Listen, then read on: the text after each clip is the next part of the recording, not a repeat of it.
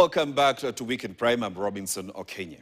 Now, fuel prices are up again, despite earlier promises to ease the burden on Kenyans and strong criticism of the previous administration over the same issue. What was once condemned from the opposition benches now appears to be repeating itself in the government, raising tough questions about consistency, accountability, and the reality Kenyans are facing at the pump and in their daily cost of living.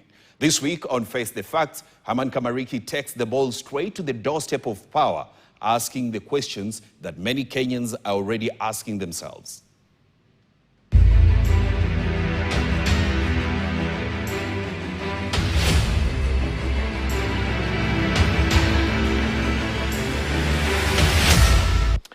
Now, welcome to Face the Facts. Today, we talk matters the price of fuel. But we can't do that before we remember this. Do you remember when the Gen Zs went to the streets over the finance bill? There were experts that were taken to government from the ODM side to help get things straight. The first expert was the current energy CS Opiyo Wandayi. And now there was another expert who is the Treasury CS John Mbadi. And of course, there's another one who crossed sides from ODM and now singing the Kenya Kwanza tune, Junet Mohammed. Before we proceed, let us listen to what the three said in Parliament in regards to the prices of fuel during that discussion. If there is one thing that this government should have done to the so-called hustler, was to caution the hustler from an increment in the cost of fuel. As Parliament, if he has forgotten, rejected the 16%. We only allowed 8% after the president's memorandum.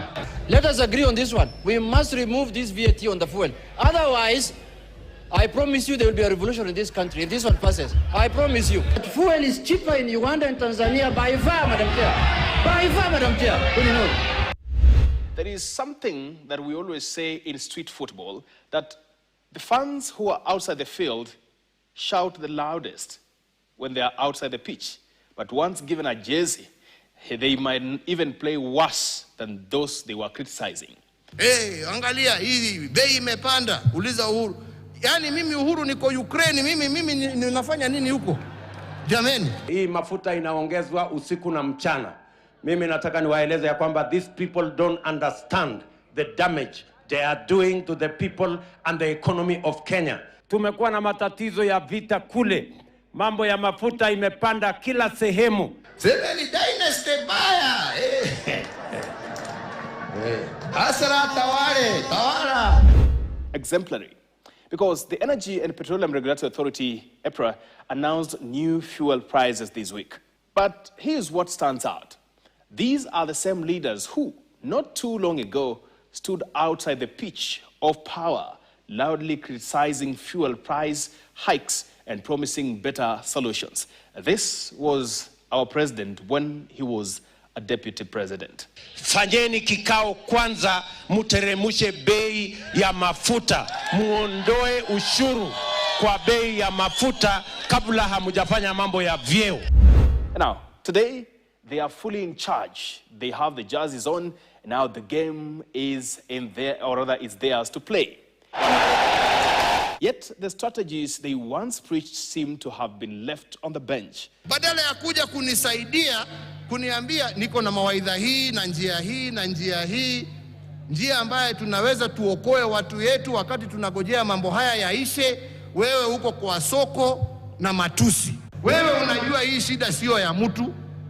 Hii ni shida ya uko wapi wakati mimi nakuhitaji. Ironically, the very leaders who dismissed that explanation, who spoke with certainty as though they had superior solutions, are now using the exact same justification. Listen to them. Hiyo vita imeleta misukosuko ya mambo ya mabei, sana bei ya mafuta. Si lazima tutumie akili kupunguza gharama ya mafuta? Na tupange tuhakikisha kwamba ile vita inaendelea ndio inatuletea shida iishe huko mahali inaendelea. Now, so let's face the facts here. It is always easier to play politics from the sidelines, but once in the arena, reality hits, and it hits very hard. Everything in life is going to become more costly. You guys want us to operate on subsidy. You guys want us to Other operate members, we cannot afford to add more levy on fuel because fuel is a catalyst of everything. What we are witnessing is a pattern in Kenyan politics where some leaders excel not in governance but in deception and double standards. And now serious questions must be asked here.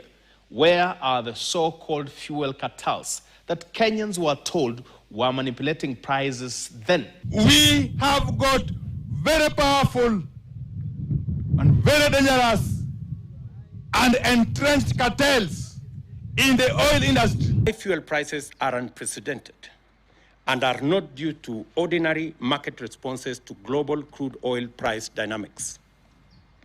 Our problem is cruder and more local. This is the result of collusion between monopolistic cartels and economic saboteurs on one hand, and oblivious, reckless, insensitive, and incompetent public officials on the other. The era of empty promises and political theatrics is long gone. People are watching. People are questioning. We saw dramatic arrests of senior officials in the petroleum sector accused of importing substandard fuel. We had claims of over 500 million Kenya shillings recovered from their homes. We were told it's missing. Allegations say it was taken to people who are powerful, or rather have powerful links in this country. Then the silence is there. No prosecutions. In fact, the ODPP says they have not received any file. That's sad, right? But before we even go further, the president, while in Kisii, said the government has reduced the VAT from 18% to 13% to cushion Kenyans. Listen to him. Tumerudisha chini ile mambo ya VAT kuhakikisha kwamba tuna moderate mambo ya mafuta hapa Kenya. Here on First the Facts, we would want to remind our president that it is his government that increased the VAT from 8% to 16%. That was double. So take it to 16, keep quiet after some time, reduce it to 13 and tell people, yes, we are cushioning you. You know, they hope Kenyans will forget all this. But Kenyans are not forgetting. And before we end the First the Facts, let me ask a question. What happened to the promise of lowering cooking gas prices? Oh no. Ilifaa tupunguze bei ya mtungi kwanza. Gas was supposed to come next. Maybe it's on the way. Wacha gas. Ile tunapunguza kati ya shilingi 300 na 500 ni mtungi yenyewe. Mr. President. Aye. That's First the Facts. My name is Haman Kamariki. Greetings to the people of Maganyakulo Village, Matuga constituency, Kwale County.